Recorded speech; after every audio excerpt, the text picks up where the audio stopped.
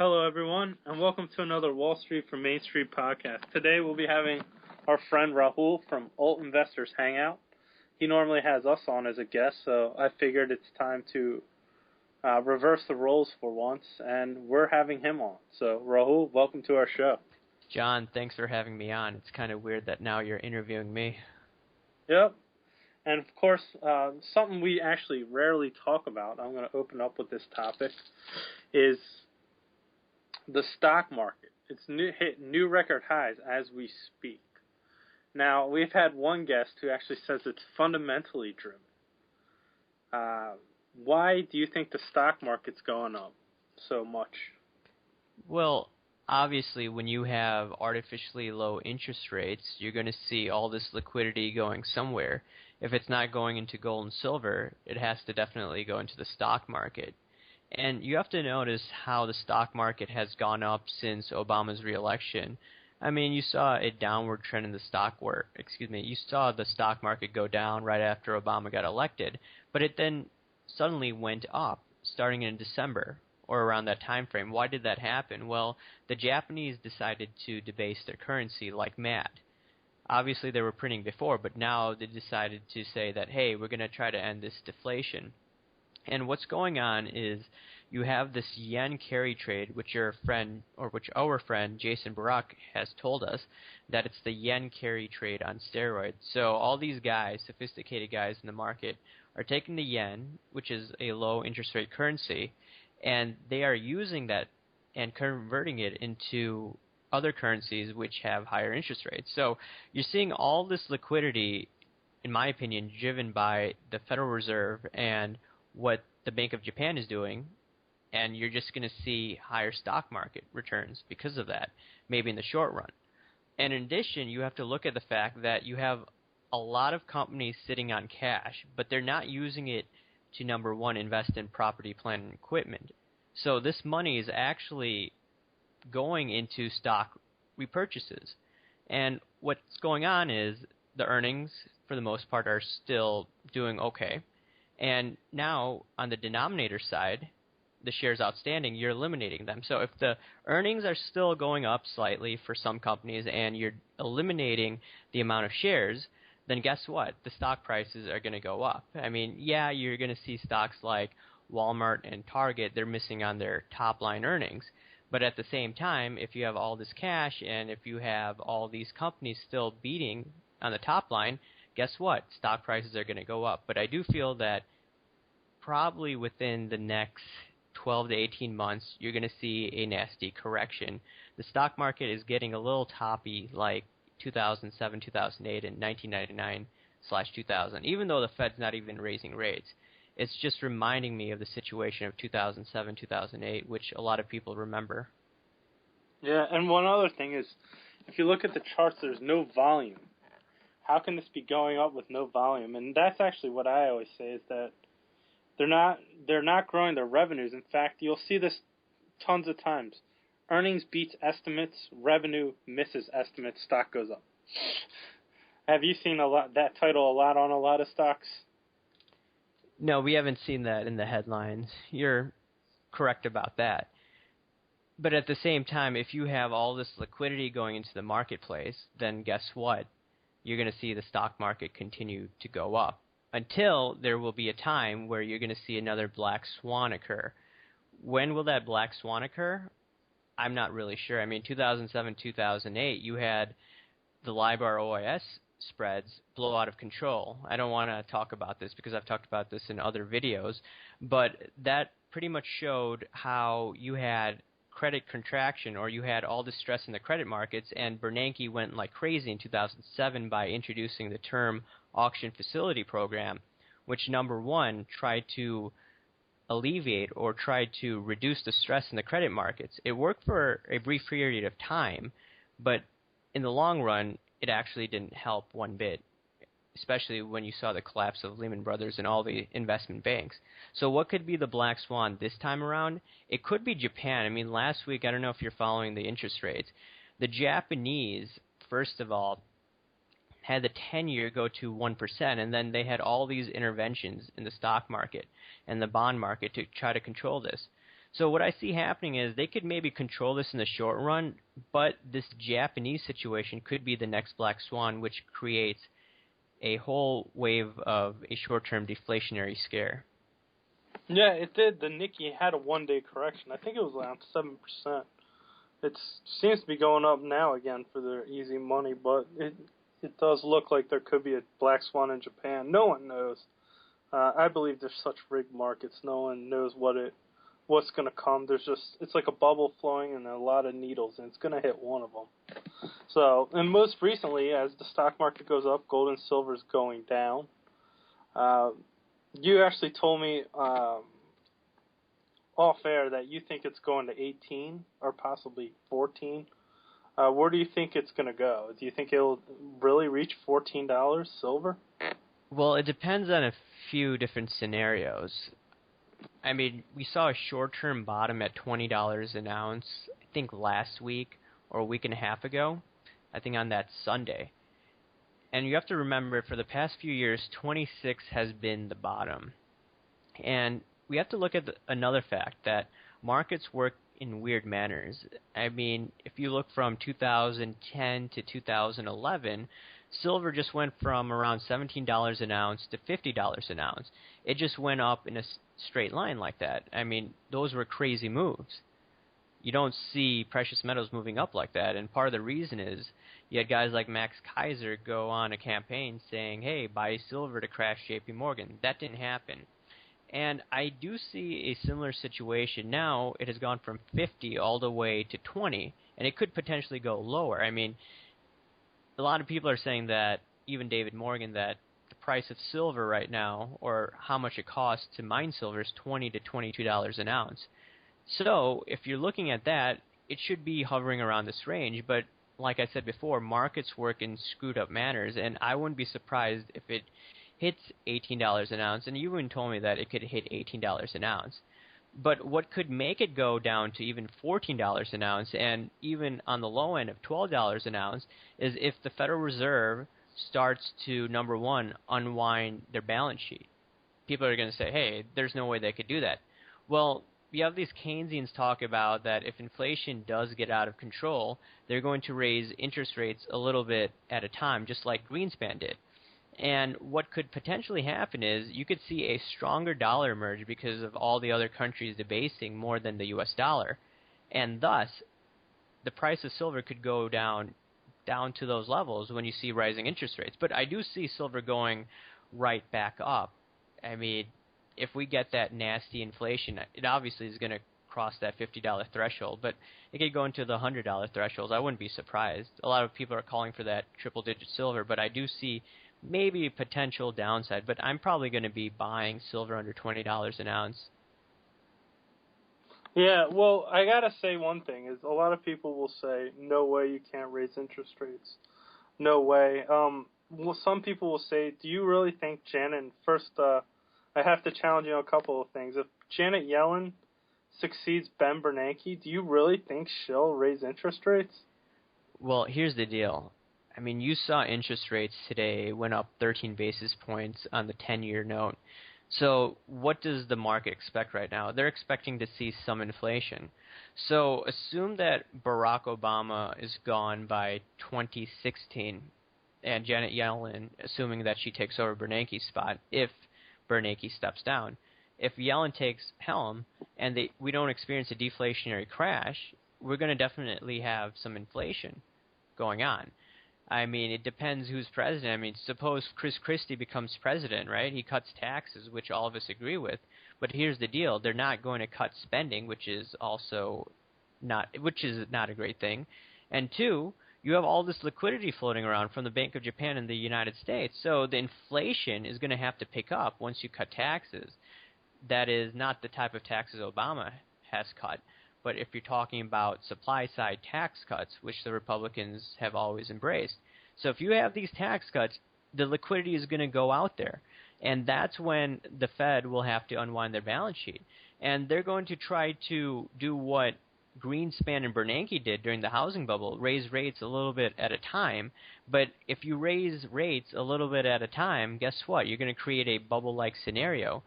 And that's when we're going to have problems. So yes, I do see interest rates going up, but they're going to make the same Keynesian mistake of raising rates too little at too little of a time.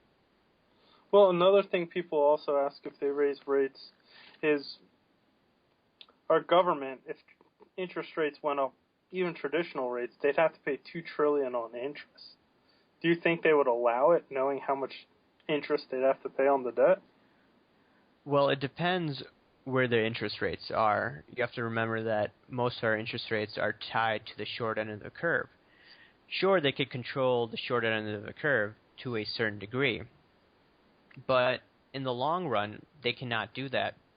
And what I'm looking at is, okay, right now we're paying roughly $300 to $400 billion in interest on the debt, which isn't that much, but that's because the 10-year note and the other interest rates have been below 2%.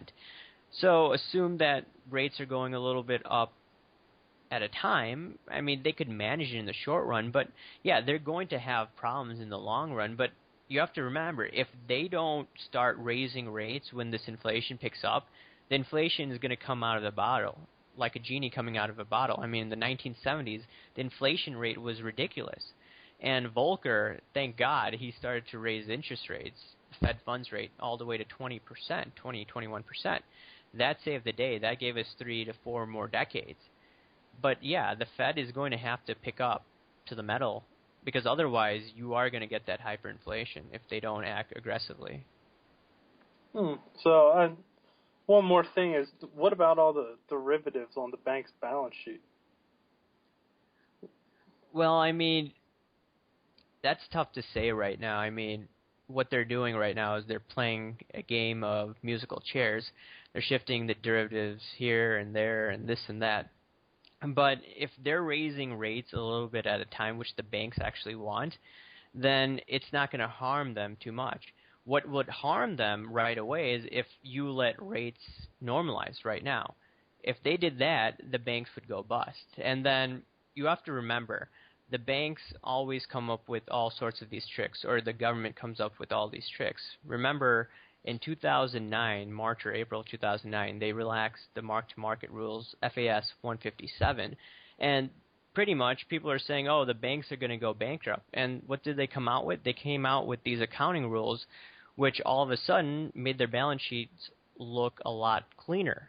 They were supposed to be insolvent, but because of this accounting gimmick, their assets were a lot higher than what they should have been, and their equity was a lot greater than what it should have been.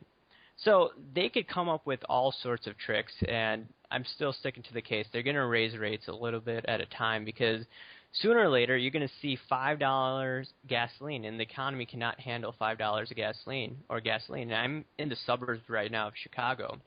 I live there, and I'm seeing gasoline prices of like $4.24 or $4.10. I mean, just imagine when that hits the rest of the country, they're going to throw a fit. So that's why I do see interest rates going up, and it's not going to affect the banks if it's interest rates rise a little bit at a time. Yeah, well, I actually think if they raise rates, that there'll be incredible shorting opportunities, because I just don't think this market rally will last. Yeah, if you're looking at what's going on with interest rates throughout history, if you want to look at the crash of 2930 or 1929, the Federal Reserve was too easy, and then they raised rates, and the economy couldn't handle it, and the stock market crashed. If you want to look at even the crash of 36-37, they raised reserve requirements from 12.5% to 25%, and that created a crash. And you also had higher taxes at that time. If you want to look at 99-2000, Greenspan raised the Fed funds rate all the way to 6.25%, something like that, and the stock market crashed. If you want to look at the housing crash, well, they raised rates, especially Bernanke, to 5.25% or something like that, and the housing market couldn't take it, and you saw housing crash. So yeah, if they do raise interest rates, then you do have a potential of a crash. But you have to remember, in 2001 to 2007, or 2003 to 2006, they raised interest rates a little bit at a time to make sure that the market would swallow those interest rates. But in this environment, yeah, you could see some downward movement if you see interest rates go up, or if Bernanke or Yellen decides to raise the Fed funds rate. But if they're going to raise rates, it's going to be a measly 25 basis points. 25 basis points in terms of what percentage interest rates? No, I'm just saying that how Greenspan and Bernanke raise rates, they used to raise rates at 25 basis points each time. And then that's what the housing market couldn't tolerate in the long run. And what I see right now is, okay, if the Fed funds rate is close to zero and they decide to raise the Fed funds rate to 25 basis points, could it hurt the economy? Probably not. But if they start raising it a little bit at a time, maybe from 25 basis points, then to 50 basis points 6 months later, and then to 75 basis points 3 months later, maybe the economy wouldn't handle it, because a lot of firms still have cash on the sidelines and they don't want to invest. And you're going to potentially see the stock market crash because of that. But it's all subjective from now. All right. And one other thing is, in this currency war, we're seeing a lot of, obviously it started with the U.S. in 2008, if you ask me. Now you see Bank of England, Japan, you've seen them retaliate to from quantitative easing. Who do you think's the next country to fire a shot?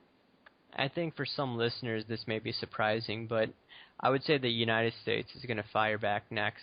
If you look at the Dixie Index right now, it's trading around 84.40. So people are going to say, hey, that's a strong dollar. And you're going to see a lot of manufacturing companies complain, hey, that's too strong of a currency. We need to compete against these Chinese guys or these other currencies like the euro, which is weakening right now. I think it's under 130 or around that range. So the manufacturers are going to throw a fit, and they're going to go to Obama, they're going to go to all the guys in D.C. saying that you need to debase the currency. So if you have the British pound continue to get debased, and if you see the yen continue to get debased right now, the dollar to yen conversion right now is around 100 to 2. So that's over a 20% depreciation of the yen over, I don't know, the past 2 years since Fukushima. So if you're seeing that right now, who's next? I mean, the United States, people are going to say, hey, they're printing $85 billion a month. Well, according to what's going on in the currency markets, the United States dollar is strengthening. So they're not debasing as much as the Japanese. So who's going to probably fire the next shot? It probably is going to be the United States. If you see Janet Yellen take the helm next year, I don't know. Or if Bernanke decides to stay on a board or gets reappointed, then I think that he's going to print even more than $85 billion, which sounds insane. But if they want to weaken the dollar, they need to print more. Yeah, definitely. I can see it also, just because Japan exports a lot to the U.S., and the U.S. car companies, they're losing their shirts to Toyota and Honda, and I think they'll definitely, the cash for clunkers, that was supposed to be for the benefit of Ford and GM. That actually turned out to help out Toyota more. So I think just the auto companies alone, they'll fire the next shot to help them out. Because the auto companies are still in a lot of trouble, and a lot of the U.S. Consumers are buying them off subprime loans, which we saw with the housing bubble. So I definitely think the U.S. is going to fire back soon. I think they're going to talk about it for a while, and I think eventually they'll fire back. I think right now they just don't want gold and silver running up too much. So it looks to be interesting times, wouldn't you say? Yeah, I would say that as well. I mean, speaking of gold and silver, I mean, people are saying that, hey, why aren't gold and silver going up because of all this money printing? Well, you have to look at the fact that ever since 2011, if you look at the charts, if you put the yen against the chart of gold or the GLD, which runs similar to the price of gold in terms of movements, well, you have to look at the fact that ever since the yen has been getting debased, the gold price in dollar terms has actually been going down since that Fukushima moment or around that time frame. So manipulation or not, you have to look at the fact that the yen has been going down, or you've seen a depreciating yen, and the price of gold in terms of yen has actually been going up. But in terms of dollars, it's been going down. So people are saying, hey, they're trying to put down gold and silver. Well, not in terms of yen, but in terms of dollars. Yeah, I mean, I've seen all these sorts of theories online, but at the end of the day, if you have this yen carry trade right now on steroids, you're going to see all this hot money go into real estate. You're just going to see all this hot money go into the stock market. They're just going to follow the same trends like in the 1990s, where you had a similar situation. The yen was trading at 76, like the time where Fukushima happened, the yen was at 76, or the dollar to yen conversion rate. So you saw the price of gold, actually, and silver, they stayed constant. And right now, I see the similar situation until the United States decides to print way more money than the Japanese, or if they decide to cut taxes, just like Bush did. If they cut taxes just like Bush did, then guess what?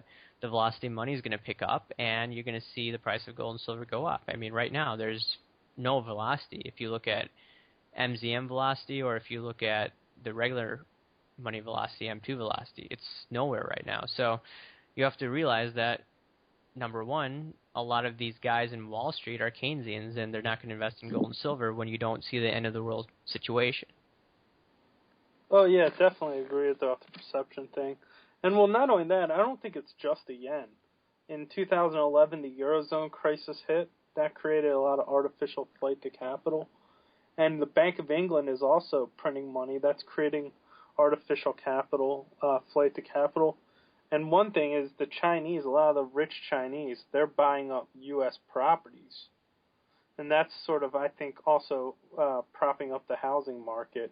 They're coming in places like California and Florida, New York, and they're buying property hand over fist to diversify. I was wondering, why are they picking the U.S. out of all the places? But I think it's maybe one of the reasons is that's the one country they feel that China won't try to bully around. So whether it's justified or not, yeah, I mean, I actually think it's not just the yen. Would you agree? It's a lot of artificial flight to capital. Yeah, it is a lot of artificial capital, as you're mentioning. I mean, the Eurozone, they're debasing like crazy. So where's that money going to go to? Is it going to go to the bond market now, since the ECB and probably the Federal Reserve is backstopping that market? It's going there. I mean, where else would the money go to? I mean, China right now is experiencing not a credit crash, but you've seen credit standards getting a little tougher down there. You're seeing the PMI numbers coming out of there a lot weaker than in the past. So if they're not going to put money into China, where are they going to go? They're going to go to the place that they're accustomed to go to, and that's the United States. Or they're going to go to affluent cities and invest in real estate there. And yeah, you're absolutely correct with the Chinese. They're going to go to the United States to invest in real estate. Hot markets maybe like California, and then you see some of these southwestern states that are starting to slowly but steadily recover. If you want to go to Florida, that market is picking up, and it's by foreign buyers. And you could also say by hedge funds as well. This cheap money has to go somewhere. And this gold and silver trade, in their minds, it's going to go nowhere right now, because if you look at the 90s, which I mentioned before, it's following a similar pattern. And in addition, you have to see that what are central banks doing right now?